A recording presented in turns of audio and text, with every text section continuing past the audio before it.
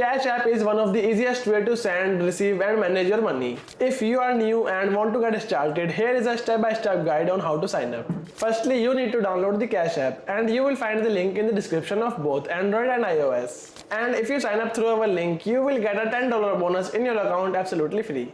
Once the app is installed, open it and enter your mobile number or email ID. Then Cash App will send you a confirmation code. So enter the code to verify your account. Next, link your debit card by entering your details.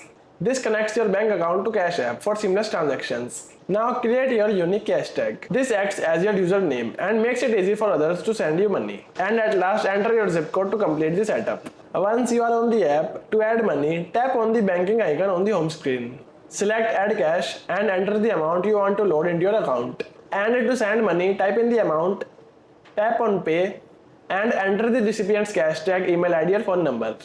Add a note if you want and tap Pay to confirm. To request money, type the amount, tap on Request and enter the sender's details. Then hit Request and they will get a notification.